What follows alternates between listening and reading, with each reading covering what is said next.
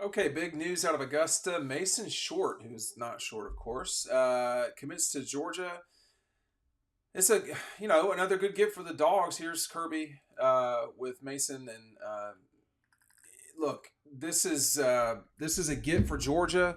He had been committed to Alabama some time ago. I said Augusta. I mean Evans, Augusta. Y'all can have that fight, but he had been committed to Alabama until Nick retired, and then after that he opened up. A lot of people thought that he was headed to Georgia before he picked Alabama, but nonetheless, 6'6", 300 pounds from Evans, and he said Georgia is all about brotherhood. The other schools are too, but at Georgia they're big on having each other's back. You can see that when you watch games, practices, and in the weight room. And he says about Stacy Searles, he says the guys love him. They see him as a funny uncle and someone who has their respect. He has great relationships with his guys, and to see that is good. I'm all about relationships. Matt DeBerry going on to say his size and physicality allows him to manhandle opposing defenders in the area, but his impressive technique and overall potential has made him a big target for Stacy Searles and the Georgia staff. I have to say, just as someone who knows the Augusta area very well, I can't remember the last time Augusta's really put out somebody who's been a really good player in college. It's been a while, so it's not an area. It's an area that's more well, obviously known across the world for golf, but in Georgia high school, it's been a basketball area for a long time. But this will be someone that Georgia is adding a consensus 4-star guy. He is not Amarius Mims. He's going to have to develop. He's going to be probably an inside guy. And we're going to get a really good look at him in this fall and be able to update that a little bit more. Evans is not that far from Athens at all. It's actually an easier drive than going to Atlanta. So we'll be at some of those games. But I think this is a great example of, this is someone that Alabama had in their cupboard and they lost him. And, that's not an ideal situation for that program. Now, it's very possible that Georgia he should have never been committed to Alabama anyway. That's not really how it works, no matter what. I mean, you got to go get the guys. But this is just one example of how Nick being gone matters in recruiting, and of course, recruiting matters a lot. And recruiting matters in everything matters. All right, it does. Anything can matter in recruiting, but this is a zero-sum example of Alabama didn't get him, Georgia did. So there you go. But look, in the grand scheme of things, you're looking at a Georgia program that continue, and it's not surprising. It's not surprising that Georgia is doing so well. Excuse me, on the recruiting front. This is what they do. They're not the number one team in the country right now because they have 5 commits, and you've got programs like Notre Dame with 19, or Clemson with 11, or this is what they do. But over time, Georgia is the cream's going to rise to the top. Georgia, Ohio State, people like that. That's where it's going to be. That's where the battle will be fought on these recruiting rankings. But I think for the Dogs, this is the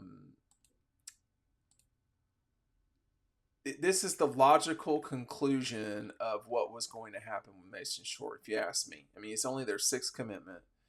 Now, what happens from here on out? Because the calendar has once again changed a little bit in recruiting. Stick with me here.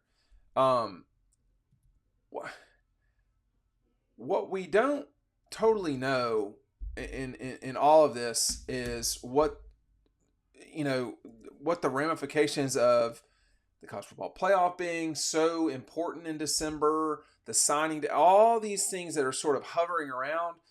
Guys are going to start pulling the trigger here, like I would say from April to July 4th has sort of become moving season now. And it always has been that way a little bit, but it's definitely moving season now. And so Georgia's at 6 right now, I think. For them to be at 16 before the season will be no problem at all. I would imagine it'll be closer to 20. And, just from rough math for me, they're at 85. They're going to lose. That's probably 10-ish guys right there. They'll lose Starks. They'll probably lose 15 guys. Listen, there's no point in me looking at the chart. They're going to turn it over. 30-something people who are in the program right now will not be in the program this time next year. Mason Short will likely be in the program. So he will be one of 30-ish guys who, have come and gone, or will come and some have gone. So the worry about how many guys are going to sign, that works itself out. That's not as big of a deal.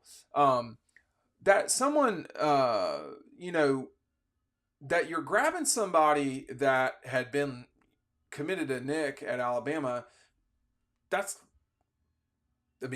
Georgia's getting somebody offensive line. That means they're a really good player. Okay, this past group that Georgia signed, people at Georgia feel like that is a superb offensive line group. Like that section of those guys, that group of guys. I want to name all of them so I don't want to miss anybody.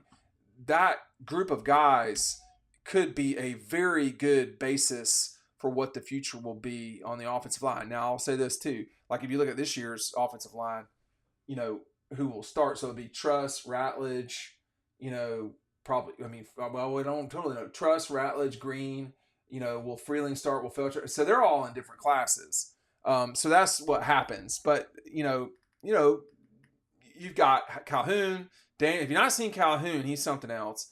Daniels, who's quite good. Harrison, Tolliver, Uini, Easley. This is a really good group of 6 guys that are coming in. So you need to consistently sign offensive linemen. That's what separates programs. Is line of scrimmage, and half the line of scrimmage is the offensive line. But people I trust in and around the program love that group of offensive linemen. I would say we got to see Calhoun a lot. So that sort of prejudices us, but we were not disappointed. So I'll just say that. But, with Mason Short, there's always development that has to happen. And, Matt here is talking about he's an excellent run blocker who stays engaged when he locks onto defenders. Yeah, he should be, though. That's like step one.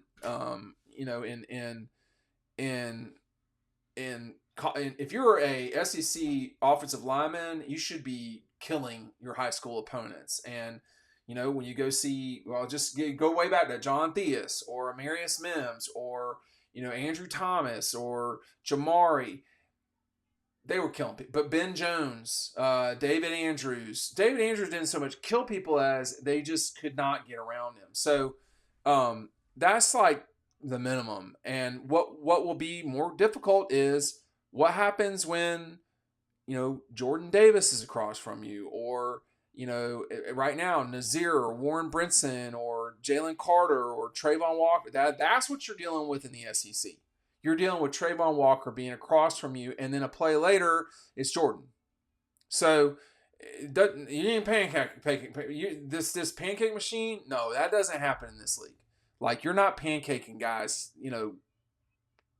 Are you doing that 3 times a game? Like, I get to see the offensive line a lot, and it is usually just a total fight on the line of scrimmage. That guys aren't just getting wasted. So that's the thing is, can you come in? Can you fight? Can you mentally fight? Can you develop? What's your pass pro like?